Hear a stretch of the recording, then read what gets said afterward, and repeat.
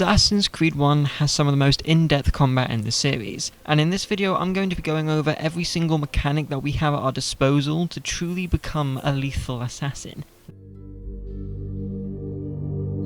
The basics. When playing Assassin's Creed, you have two stances, low profile and high profile. When in combat, your high profile moves will be associated with defensive options, whereas your low profile moves will be primarily for offense. You can alternate between low profile and high profile easily within fights by using the appropriate button. When you initiate combat, you will need to lock onto your enemy in order to engage in the combat. This makes it so that your attacks will land on the designated target and you're not flailing your weapon around like a drunk. By default, you simply have to press the designated lock-on button in order to lock onto your target. However, in the options menu there is a setting which allows you to hold the lock-on button to remain locked on, and releasing the button will have you lock off. So some people prefer playing like this, so the option is there for you if you wish. By pressing the high profile button, you will effectively be in the guard position. In this position, you will be able to counter almost all attacks in one way or another. At a very minimum, if a guard attacks you with his sword and you're holding the high profile button, altair will deflect the attack, resulting in no damage most of the time. It's important to note, however, that staying in the guard pose forever is a bad idea, as not only will you be missing out on the depth of the combat, but you'll also be ganged up on by the guards. By pressing the armed hand button, altair will perform a basic light attack. These attacks are quick, can be performed multiple times, and deals an average amount of damage. If you press and hold the armed hand button for longer than a little tap, altair will perform a heavy attack. This attack is stronger than the light attack, but comes with the trade-off of being longer to set up and execute. However, a perk of the heavy attack is that it can kill lesser enemies if they're not guarding against you. Weapons. Altair has a ton of weapons at his disposal while playing throughout the game, and all have their own unique quirks. While pretty weak at the beginning of the game, your weapons will improve over time, allowing you to not only inflict more damage upon your enemies, but also unlock some more advanced moves with the combat, but I'll touch upon that later on. As a baseline, there are 5 weapons which you have access to. These are your fists, your hidden blade, your short blade, your throwing knives, and your sword. For the following section, I will be referring to the console controller, as that is what I play the game on, and I'm unfamiliar with the PC port. To access your fists, press down on the D-pad. To access your hidden blade, press up on the D-pad. To access your throwing knives and your short blade, press left on the D-pad. And to access your sword, press right on the D-pad. Your fists are a very situational weapon and isn't something you should rely on heavily outside of doing interrogation missions. Every guard in this game is armed, and you cannot counter, disarm, or perform any of the other combat moves later entries in the series implemented. Your hidden blade, while normally quite a contextual weapon, can be used for combat. You can perform low profile assassinations by locking onto a target and pressing the armed hand button. You can also perform a high profile assassination by locking onto a target and pressing both the armed hand button and the high profile button. Following on from this, once you've unlocked the counter kill at the end of memory block 2, you will be able to counter kill enemies with your hidden blade. There is also a mechanic which you can exploit with the hidden blade, but I'll leave that for another time as we're just going over the basics. The throwing knives are perfect when dealing with archers, guards on any rooftop, or a target on the street when you're up above and out of sight. These are an instant kill aside from the main assassination targets, but are equivalent to a high profile assassination, meaning everybody will become aware of what you've done if others are around, and will come after you. Your short blade is a useful weapon when dealing with multiple targets and when speed is preferable. Faster than the sword but dealing less damage, this weapon is useful for when you're cornered. While faster than the sword, guards find it easier to counter, so it's important to keep that in mind. As well as this, you can also utilize the throwing knives in combat if you happen to have any on your person. I will be going over this more later when we get to the counters. Your sword is your main weapon throughout the game. Great for offense and defense, you cannot go wrong with the sword. You will have this weapon all the way throughout the game, so you'll become pretty familiar with its use. The sword is slower than the short blade, however, guards find it more difficult to counter it, and it's much easier to finish off tougher guards with this weapon. Now that we know what weapons we have at our disposal, how to access them, and the very basics of combat, now we can start learning how to survive any fight that comes our way.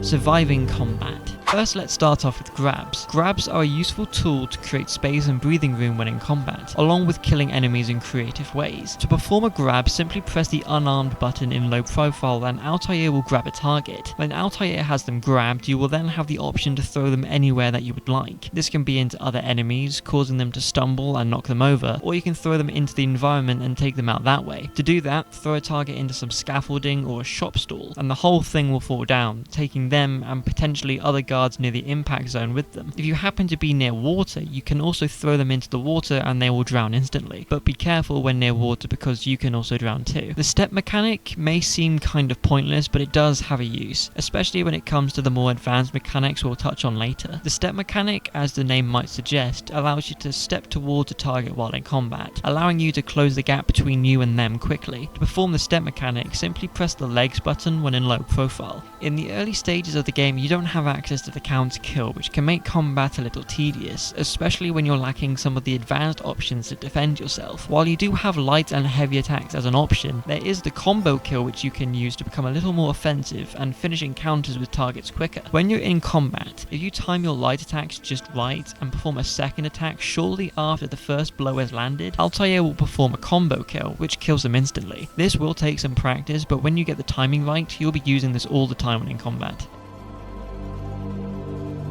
Advanced counter kills.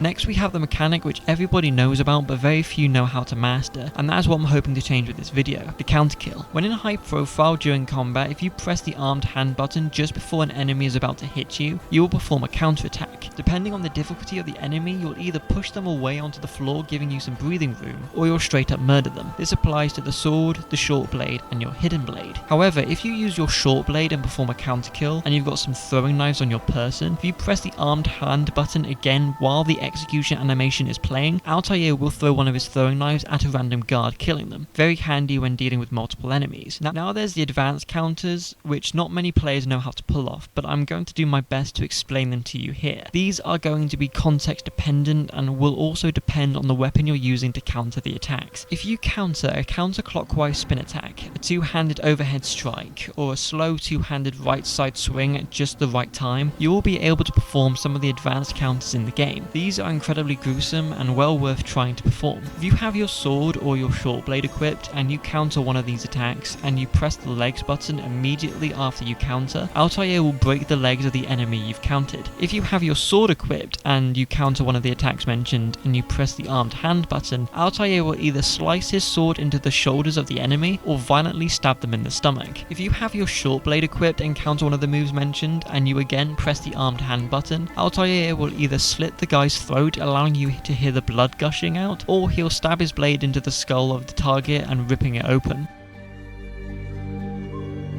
More advanced moves. Following on from the counter kill, we have the guard break. If you perform the step move in low profile, then immediately perform a light attack on a guard, you will perform a guard break move, opening them up for either a combo kill or just a light attack. This is useful for when you're trying to be more offensive and the guards aren't having any of it. Following on from the guard break, we have the grab break. When an enemy is going to grab you and throw you off somewhere, causing you to lose balance and get attacked, press the unarmed button while you're in the middle of being grabbed to perform a grab break. This will then cause you to grab their wrist, twist it round and kick them out of the way, allowing you some breathing room. This is handy especially later on in the game when guards are more prone to using this move against you. It saves time, allows you breathing room, and also stops you from being thrown onto the floor. Finally, we have the dodge move. As the name implies, when you use this move you will dodge out of the way, giving you some breathing room, but it also allows you to retaliate once the dodge is over. If you press the legs button while in high profile just before an enemy attacks, you will dodge right out of the way. This move is handy especially in the later parts of the game, as guards will often become more offensive, and it's not always viable to counter every attack coming your way. While it's great to list off all the moves you can do here, it doesn't help too much when we don't know when we can unlock them. Altair has been stripped of his rank and his skills, so he needs to earn them back with each of the assassinations he performs. So this is when you'll be able to get each mechanic. Basic attacks and combo attacks are unlocked at rank 1. Counter attacks are unlocked at rank 2. Throwing knives and the short blade are unlocked at rank 3. Counter grabs are unlocked at rank 4. Dodging is unlocked at rank 5, and guard breaks are unlocked at rank 7. Know thy enemy. Hopefully now with this guide you should know every mechanic and maneuver that you can utilize in the game. With all this in mind, we're going to take it one step further and learn about our enemies, how they operate and how to beat them. There are 3 different types of guard rankings which you will encounter when playing through Assassin's Creed. They are as follows. 1. The infantry/militia. These guys are the lowest skilled troops and are wearing basic armor with nothing flashy about them. These are the easiest to dispatch and take care of. 2. The elites or sergeants. These guys are in the middle with how tough they are and how skilled they are. They're dressed in more impressive armor compared to their brethren and are more experienced when it comes to combat techniques. They are also able to order the militia troops around. 3. The leader or commander. These troops are excellent swordsmen and know how to use advanced combat techniques such as counters and dodging. They are tough to kill and are dressed differently from both the elites and the militia. While quite basic and primitive compared to the newer entries in the series, it is important to be aware on how a guard is dressed in order to determine if a fight is winnable, especially early on in the game. These are the 7 different types of situations which you can find and deal with guards. They are as follows. 1. The guards. This is a general term covering every armed soldier that will attack you if provoked. 2. Guard patrols. These will be roughly between 4 and 9 guards in a formation patrolling a set path in a particular area of either the kingdom or the city. 3. Standing guard. This is in reference by some guards standing alone in a designated area. 4. Wandering guards. These guard types will wander the city alone, making them an easy target. 5. Archers. These guards stand on rooftops equipped with a bow and will shoot you if you stay up on the rooftops for too long. 6. Guard post. This is a series of guards standing in a straight line formation. Encountered in various sizes, they often block off important places such as the entrances of a city. 7.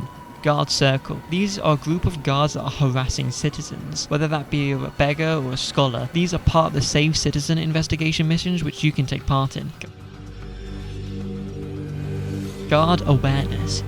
Guards will have 3 states throughout the cities of the Holy Land and 1 within the kingdom. These are unaware, suspicious, and informed. The guards will exhibit a visual display depending on what state the guard is in at the time. This is how you can check. If a guard is unaware of you, they will be relaxed with their arms loose in a cross-armed position. Their sword is sheathed and no hands are on the hilt of their sword. They will ignore you unless the crowd is alerted by you, such as by performing a high-profile assassination or by harassing the populace, or if they see another guard in the informed or suspicious state. If a guard is suspicious, they know that you're around somewhere, but they don't know where. They now have what's called a proximity radius that you shouldn't cross, and if you do, they will become informed and aggressive. They're much less tolerant of your actions, and you can identify them visually by having their hands on the hilts of their sword. If a guard is informed, they will have their swords drawn and will be on the hunt for you. They will shout warnings, attempt to engage you, and any action performed within their proximity radius results in open conflict. Considering the way guard react can be a little complicated, and there's no way I could make a better visual representation, I'm going to be putting up the chart that Prima Games created for the official Assassin's Creed strategy guide on screen for you now. It explains in a much better way than I can, and I think more people need to see this chart if they're interested in Assassin's Creed 1.